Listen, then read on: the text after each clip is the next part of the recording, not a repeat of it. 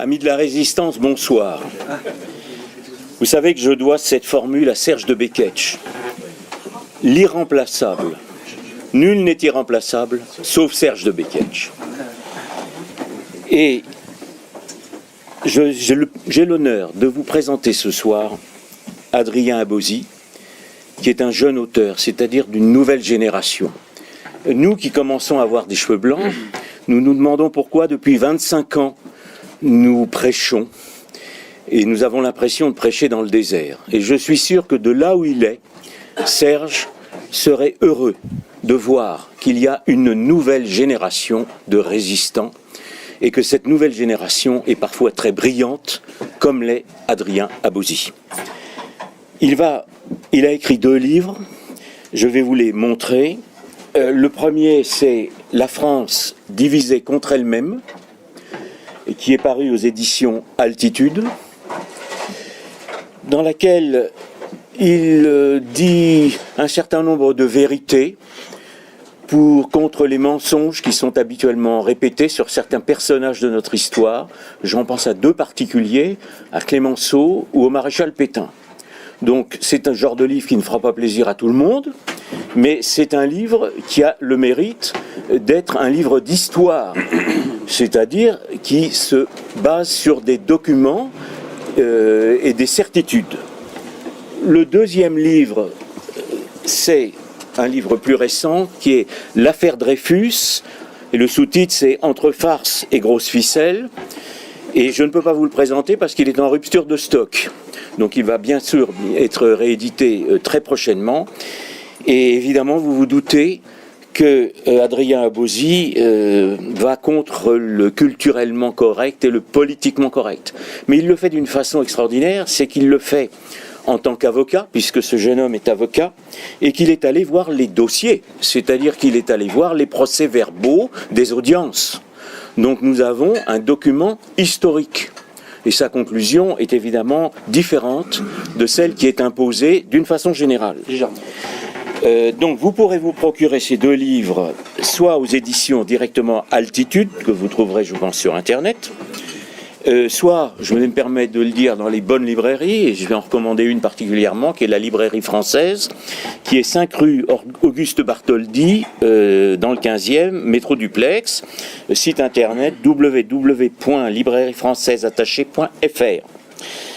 Adrien Abosi, je ne vous connais pas depuis très longtemps. Votre rencontre a été pour moi providentielle. Quand je vous ai entendu, je me suis dit, ce jeune homme-là, il faut que je le connaisse, il faut que nous puissions discuter ensemble. C'est donc un honneur pour moi que vous soyez un ami d'Alain Pascal. Je me permettrai de dire, entre parenthèses, que les amis d'Alain Pascal se réuniront au mois de mars, comme ils l'ont fait l'année dernière, puisque cette réunion a été à Paris un grand succès. Donc c'est un honneur, parce que vous êtes, ce que je suis aussi, mais vous êtes un destructeur de mythes. Nous sommes soumis à des mensonges, et vous êtes de ceux qui dénoncent ces mensonges et qui les détruisent avec des faits, c'est-à-dire avec des réalités historiques. Et il y en a un particulièrement qui me plaît, c'est que vous dénoncez ce que vous appelez la République des Lumières, et c'est cette République des Lumières qui opprime notre peuple, et nous en avons aujourd'hui des preuves.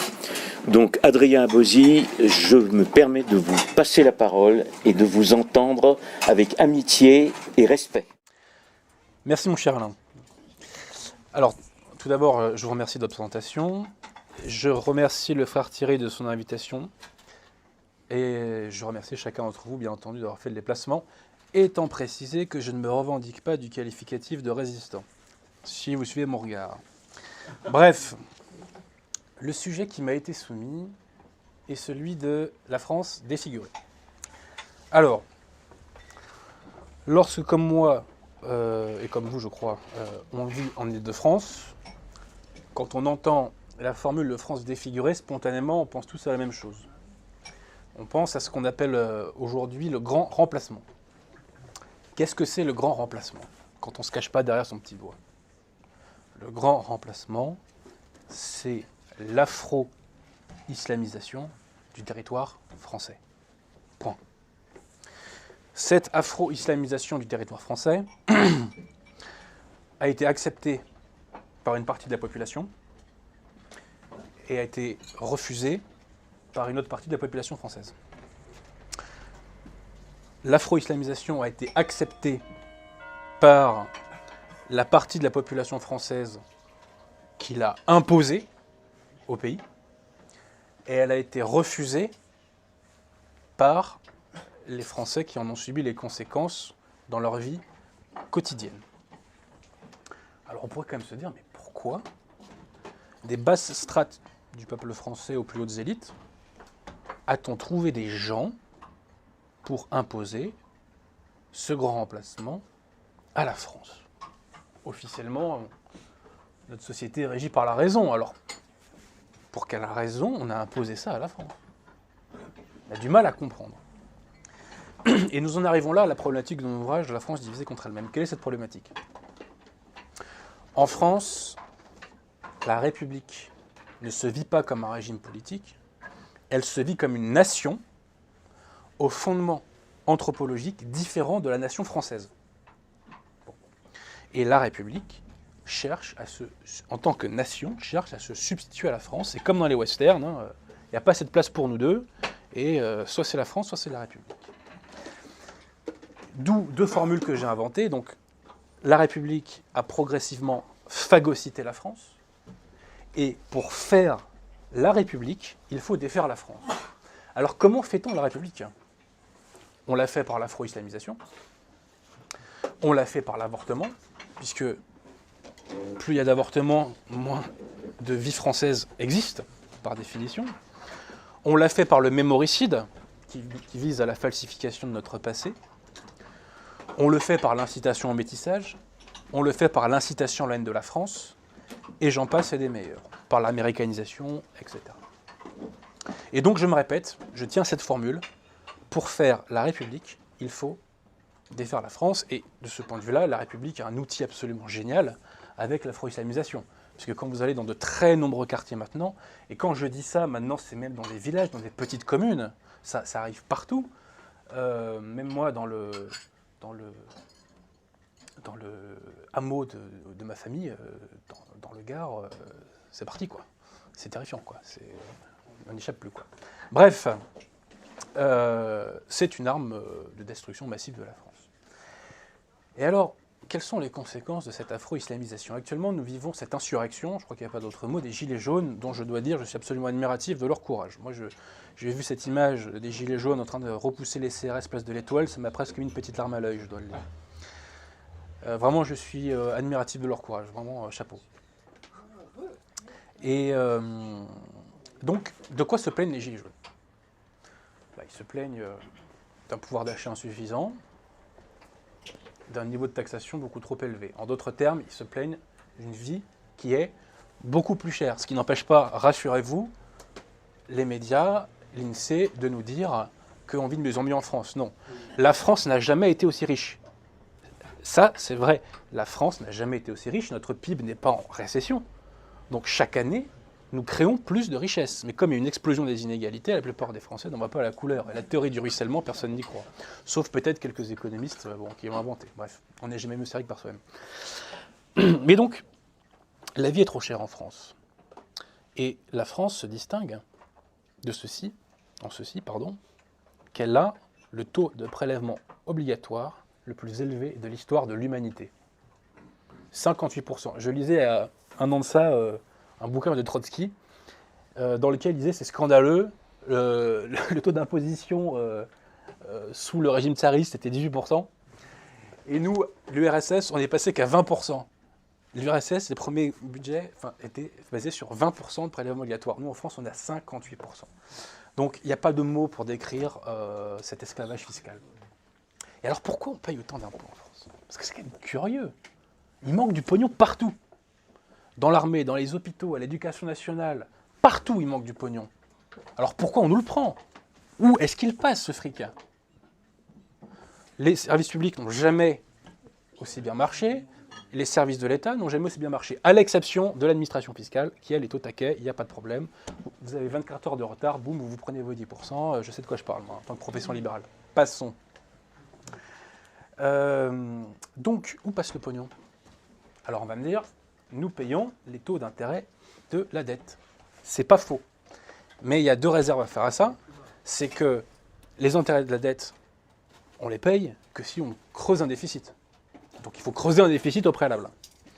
Deuxième chose, depuis le gouvernement Hollande, la BCE a une politique de prêt qui est beaucoup plus basse que sous, par exemple, le quinquennat Sarkozy. On paye quasiment 2 fois moins cher les intérêts de la dette. Donc cette problématique-là, c'est énormément atténué. Alors, où passe le fric? C'est très simple. Je vous renvoie à un ouvrage de Gérard Pince, qui a été économiste au FMI. Les Français ruinés par l'immigration.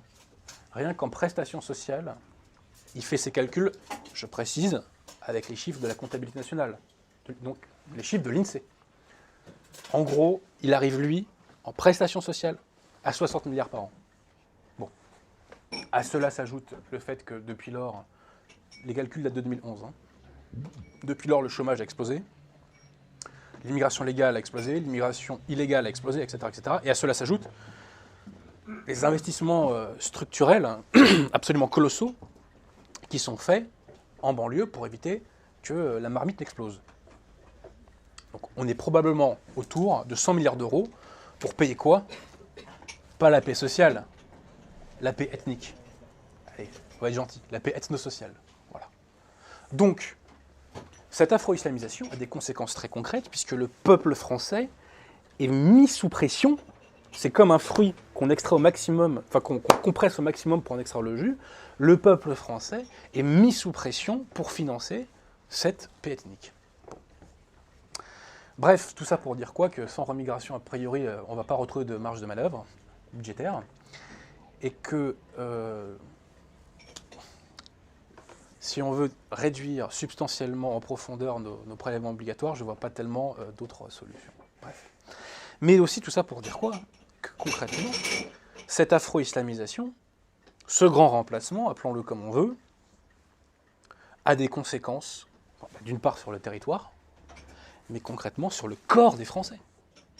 Puisque nous sommes mis sous pression. Et quelle pression? Moi je suis libéral, je peux vous dire que ça y va. Je fais 7 déclarations de revenus par an. 7 déclarations de revenus par an. Non mais c'est complètement fou. C'est complètement fou, quoi. Bon. Bref. Donc, la France est défigurée physiquement. Les Français souffrent dans leur corps de cette défiguration. Mais cette défiguration n'aurait pas pu avoir lieu si, au préalable, il n'y avait pas une autre défiguration, qui est la défiguration des esprits. Et très concrètement, une partie, depuis la Révolution française, progressivement grandissante du peuple français, est sortie du sillon de l'histoire de France pour intégrer un autre sillon, qui est le sillon de l'histoire de la République. République qui est une autre nation que la nation française. Et très concrètement, moi je suis français, et je suis beaucoup plus sensible aux problèmes qui touchent la France qu'aux problèmes qui touchent le Bangladesh, le Mozambique, le Portugal ou le Canada. C'est comme ça. Et je pense qu'une mère de famille est plus sensible, je dirais, aux maux qui frappent ses enfants qu'aux maux qui frappent les enfants de la famille d'à côté. Je pense que quand on n'est pas de gauche, c'est le fonctionnement normal de l'humanité. Bref. Donc, beaucoup de Français se sont républicanisés et sont sortis donc de l'histoire de France et sont devenus insensibles en quelque sorte à la décomposition de la France. Nous en avons eu un exemple lumineux pendant ce mois de septembre-octobre. Que s'est-il passé? C'est la fameuse affaire Pétain qui a été relancée. Au mois de septembre, des membres de l'état-major demandent à Macron que l'on rende hommage au chef de 14-18, ce qui implique le maréchal Pétain. Macron accepte. Pourquoi accepte-t-il? Je pense qu'il a voulu aller sur le terrain des populistes et se dire, vous voyez, moi, j'assume Pétain. Voilà, c'est une façon de gagner quelques points dans les sondages. Mais que se passe-t-il suite à ces annonces? Passez-moi l'expression, des tocards de la classe politique le harcèlent médiatiquement pour le dire c'est scandaleux, vous rendez hommage au plus grand français du XXe siècle, pardon, excusez-moi, Maréchal Pétain, Derrière ça, les réseaux communautaires viennent apporter leur voix, des réseaux ésotériques, ceux que vous connaissez, viennent apporter leur voix, etc. Bref, Macron finit par reculer. Mais quand on prend de la hauteur, à quoi a-t-on assisté? On a assisté à ce spectacle dans lequel des gens intiment l'ordre aux Français d'expier leur histoire. Et intiment l'ordre aux Français de falsifier leur histoire. Parce qu'on peut aussi dire que Napoléon n'était pas Austerlitz. On peut aussi dire que Jeanne d'Arc n'était pas à la bataille de Patay. Et on peut aussi dire que Macron a gagné l'élection présidentielle, je sais pas moi, contre Richelieu en 2017. On peut aller où on veut comme ça. Mais au final, qu'a-t-on?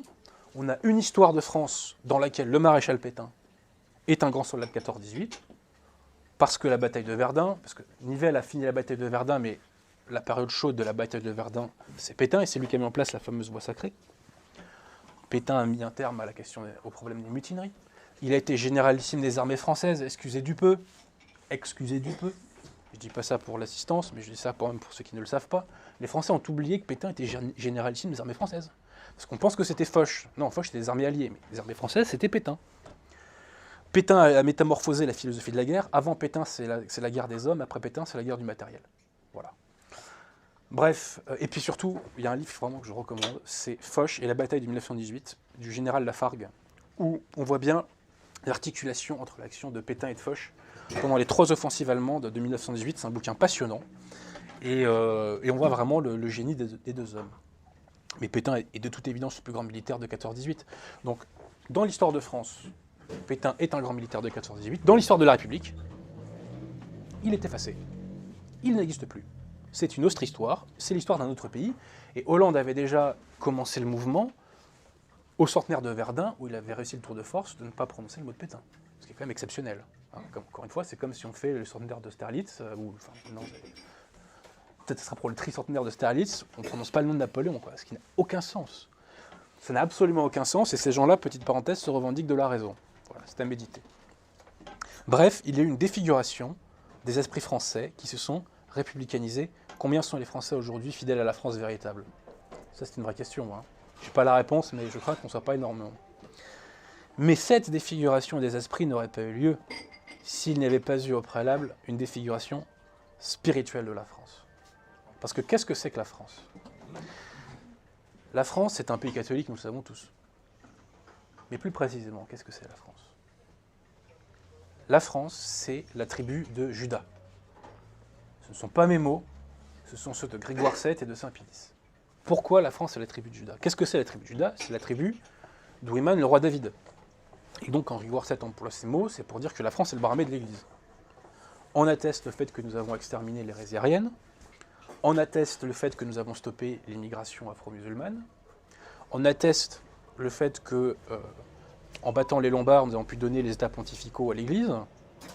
On atteste les croisades, où le gros des bataillons viennent chez nous quand même. Hein. Et puis ensuite, le fait qu'on n'ait pas basculé dans l'hérésie, etc. Donc nous sommes la tribu de Juda. Ça ne veut pas dire que la France a été parfaite au fil des siècles. Si nous subissons le châtiment actuel, c'est pas pour rien. C'est parce que nous avons manqué à nos responsabilités. La France a généré des hérésies. Elle a généré le gallicanisme, qui est une hérésie atroce, qui est en quelque sorte surplombante aujourd'hui encore, puisque le gallicanisme consiste à réduire l'autorité du pape. Beaucoup de gens ne comprennent pas l'imposture conciliaire et moderniste aujourd'hui parce qu'ils pensent qu'on peut désobéir à un pape. Ce n'est pas possible, on ne peut pas désobéir à un pape. Quand on est catholique, on est schismatique sinon, on est en état de péché mortel. Bref, donc le gallicanisme, malheureusement, a de beaux restes, et je dirais même qu'il est devenu quasiment la norme. La France a alimenté le libéralisme au XIXe. Le libéralisme, vous connaissez ça, hein, conciliation, révolution, catholicisme, je pense que vous connaissez tout ça ici. Elle a alimenté le modernisme, hein, Loisy notamment, le pseudo-abbé Loisy. Voilà. Et d'ailleurs, j'invite les internautes qui nous lisent à lire d'une part Mirarivos de Grégoire XVI sur le libéralisme et Pascendi Dominici Gregis de Saint Pilice, qui est une encyclique atomique faite contre, je cite le texte, les pires ennemis de l'Église, qui est un texte, qui est vraiment un texte massu. Et aussi, je dois dire qu'à Vatican II, les personnages les plus influents étaient français. Par qui a été fait Vatican II? Par tous les évêques notamment, hein, qui étaient là et qui ont voté les textes un par un. Mais il a été fait principalement par les péritus. Qu'est-ce que c'est les péritus? ce sont les conseillers théologiques. Et parmi ces conseillers théologiques, il y en a deux, Henri de Lubac et Congar, Yves Congar, qui ont généré des, qui ont généré des hérésies. Il faut le dire très simplement et très calmement. Concernant Congar, je tiens à préciser que dans les semaines à venir, va être publié sur le site de la maison d'édition un texte que j'ai fait qui est très long, qui est une sorte de mini-essai qui fait 25 pages Word à 4, donc sur Yves Congar. Donc je renvoie les internautes à l'action de ce sinistre personnage.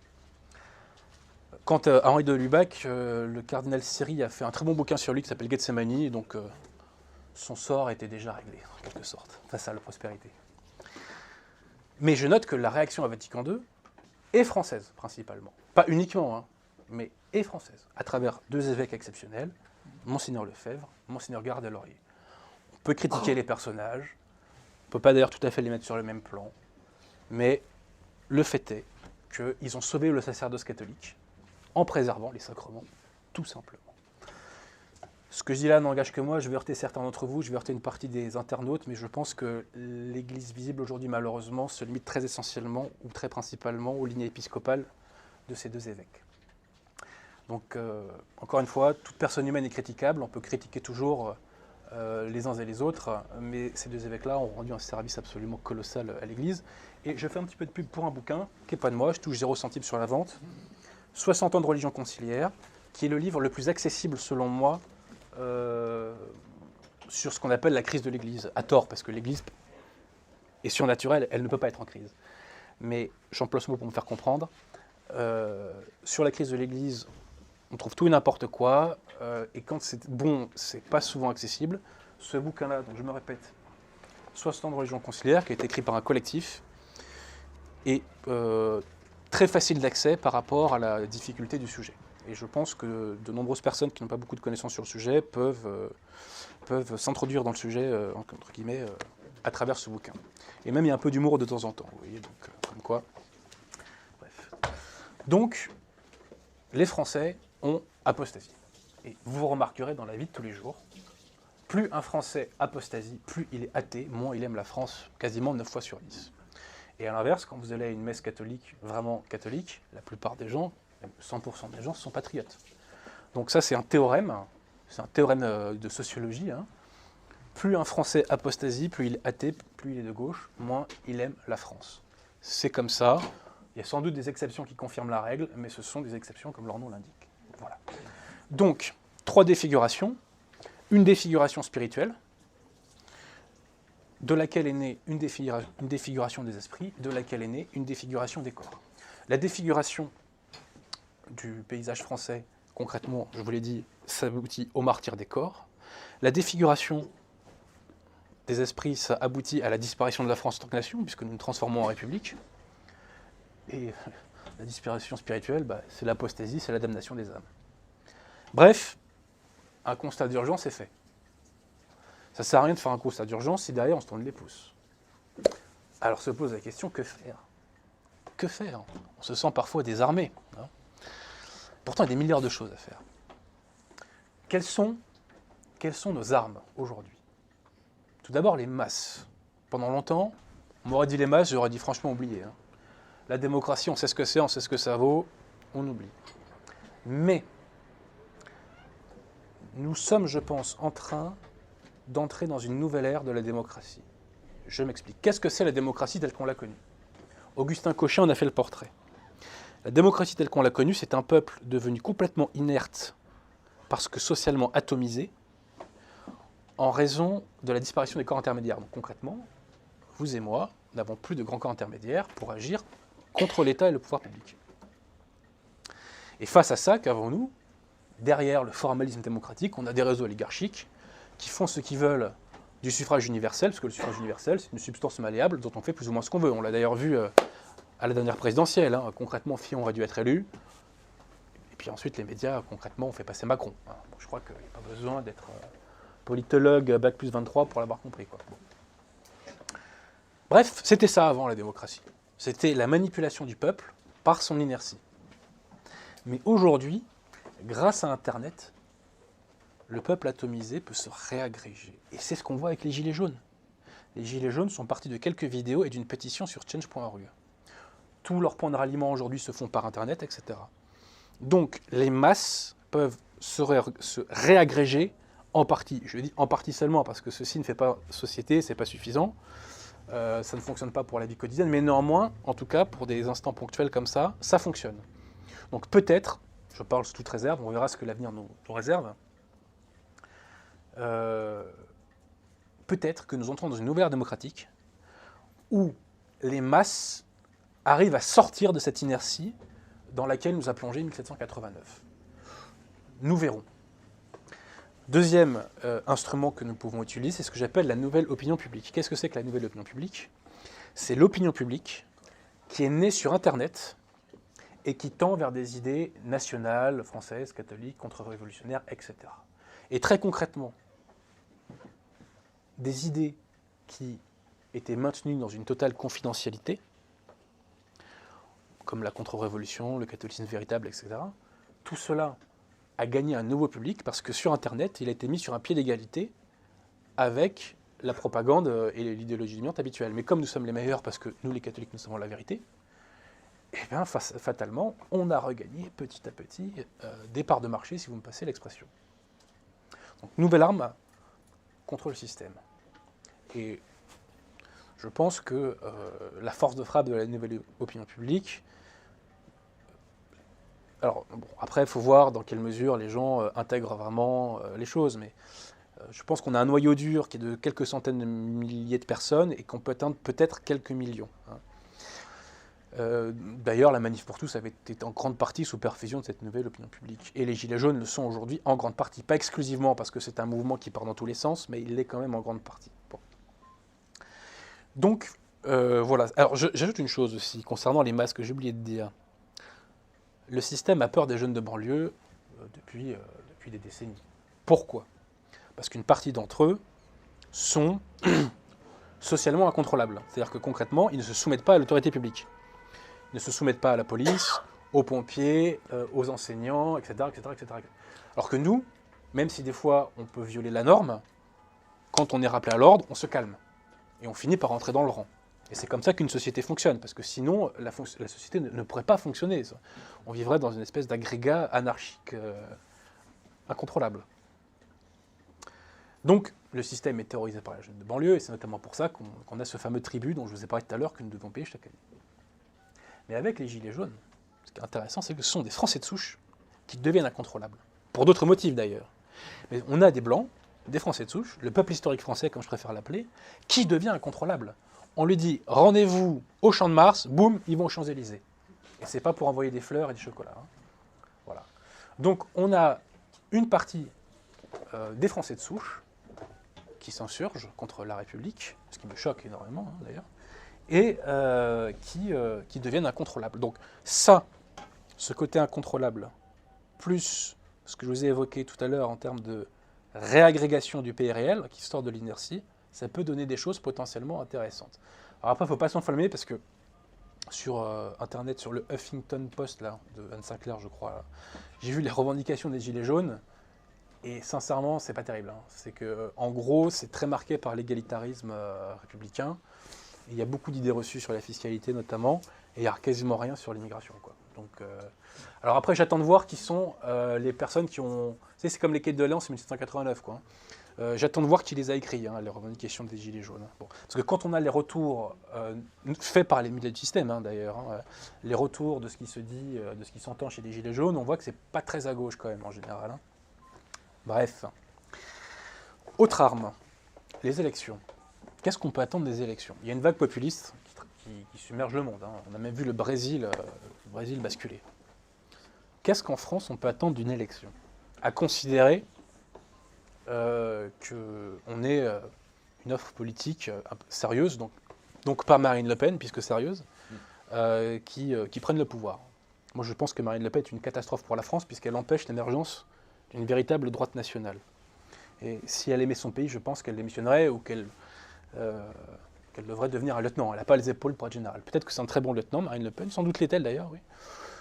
Mais elle n'a pas les épaules. Face à l'histoire, elle a failli. Elle n'a pas failli qu'au débat. C'est-à-dire qu'elle est passée à côté du coche de la Manif pour tous.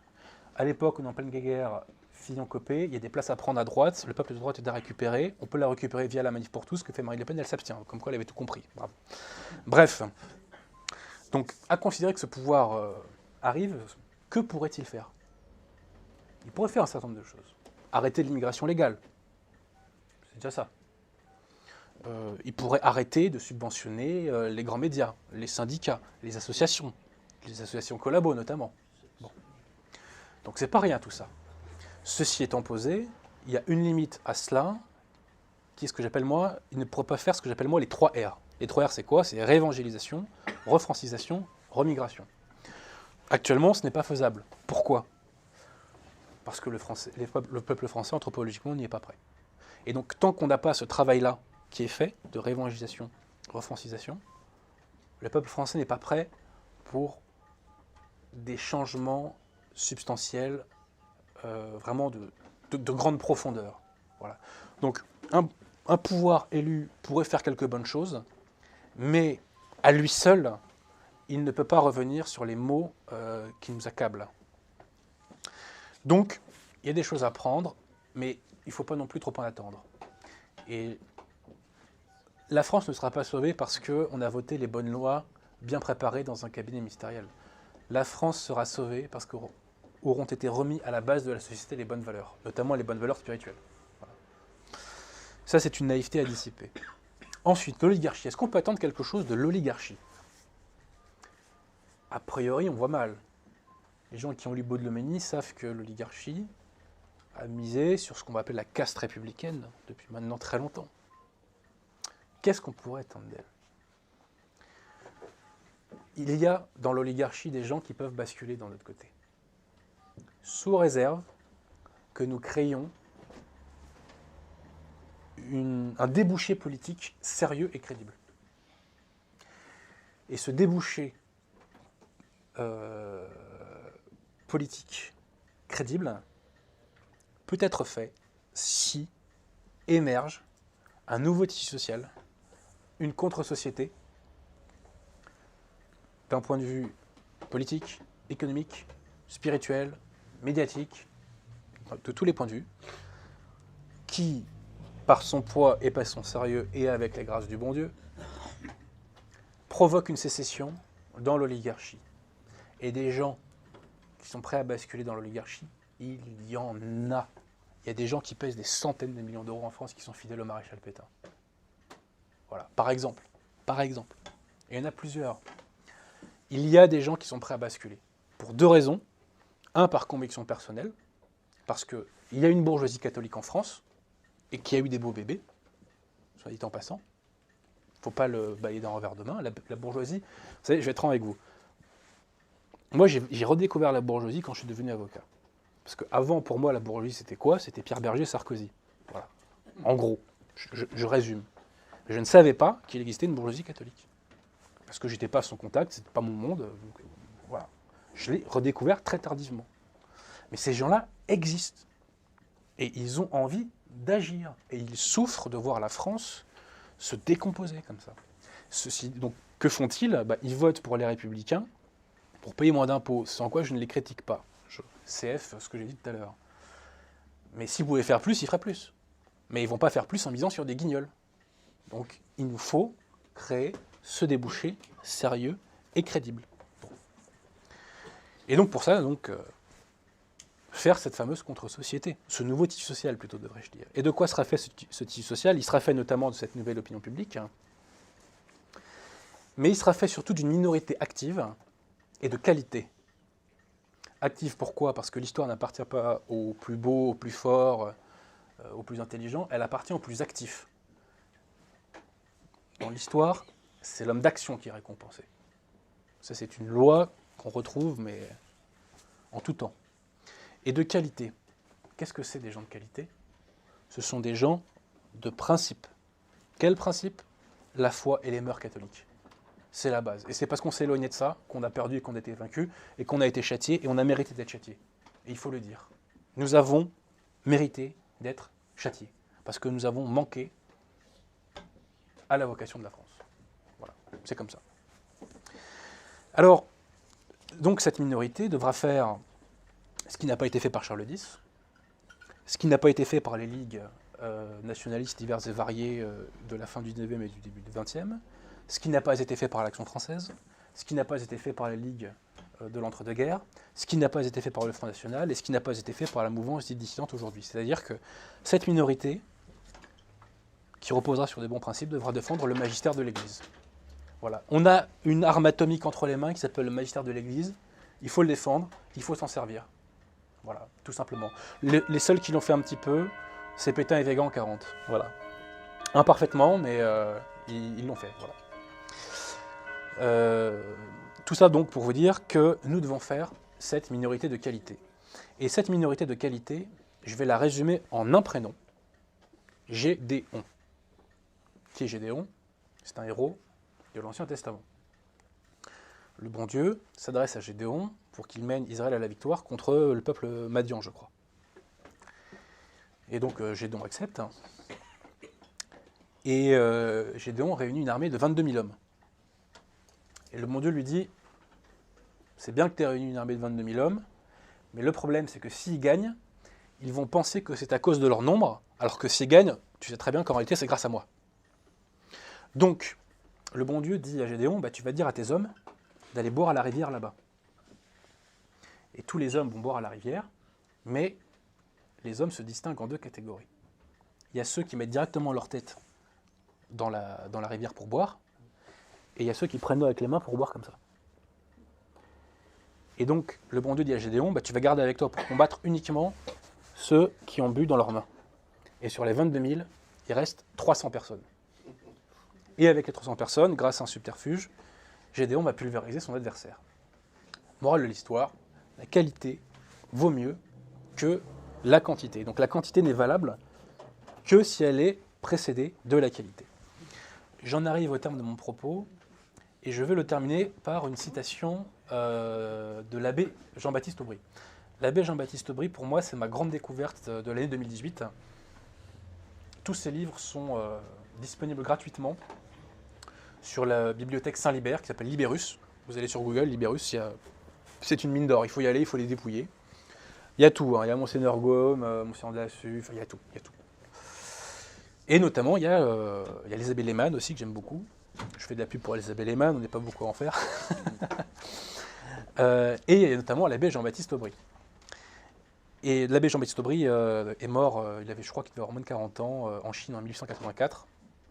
Il évangélisait en Chine et il a été condamné par un mandarin, et puis il est mort, je crois, pendant une marche forcée, quelque chose comme ça. Et donc ce cher abbé Aubry a écrit un ouvrage qui s'appelle « La méthode des études ecclésiastiques dans nos séminaires depuis le Concile de Trente ». Alors le titre n'est pas très sexy, mais l'ouvrage est une bombe atomique, et je crois que c'est un des ouvrages dans lequel Descartes se prend la plus grosse tarte dans la gueule, si vous me passez l'expression. C'est un ouvrage absolument passionnant, l'œuvre de l'abbé Aubry est extrêmement profonde, et le personnage est éminemment sympathique en plus, et il a un style très agréable à lire. Donc je termine par cette longue citation de l'abbé Aubry, pourquoi ? Parce qu'elle colle de façon hallucinante, avec ce que je viens de vous décrire. Et d'ailleurs, pour ne rien vous cacher, je vais sortir un nouvel ouvrage dans quelques semaines. Ce nouvel ouvrage donc, qui portera sur l'infaillibilité pontificale se termine par 3 citations. Une citation de l'abbé Augustin Lehmann, une citation de Jean Vaquier et une citation de l'abbé Aubry, celle-ci. Je me permets donc de vous la lire. Ce qu'il nous faut, ce sont des chrétiens et des prêtres radicaux dans le bien. Lorsque les idées régnantes, les désertions et les scandales auront enlevé à l'Église la moitié, puis les 3/4, puis les 9/10, puis les 999 millièmes de sa famille, si le millième demeurait fidèle, est excellent et radical, tout sera gagné, car ce millième formera la petite mais vaillante armée de Gédéon, semence saine et irréprochable d'une nouvelle société. Combien serait plus puissante pour la génération d'un peuple comme le nôtre une telle phalange, sortie d'écoles théologiques solides, armée de toute la force surnaturelle de l'Évangile, fortifiée de principes sûrs et inébranlables contre l'esprit du siècle. Elle se répandrait partout, occuperait les positions sacerdotales comme des postes militaires, où elle doit faire sentinelle et combattre, saupoudrerait en quelque sorte la société, et lutterait avec ce bel ensemble contre l'erreur. Suivez mon regard. Certainement elle vaincrait, à moins que l'Écriture n'ait menti en disant, il y a la phrase en latin, je vais la dire en français, parce que tout ce qui est né de Dieu triomphe du monde, et la victoire qui triomphe du monde, c'est notre foi. On dit souvent les hommes manquent. Je n'en crois rien. Ce sont les principes qui manquent. Et il y a toujours assez de chair humaine. La France est trop féconde pour manquer d'hommes. Quand on a les beaux principes, on fait merveille avec quelques hommes. Notre Seigneur a précisément voulu, par le choix des apôtres, prouver que la pauvreté d'hommes n'est pas un obstacle, mais une ressource souvent, toujours même, moyennant des principes. Le mal, c'est qu'il y a des hommes, beaucoup d'hommes, mais peu de principes. Je crois qu'il n'y a rien à ajouter.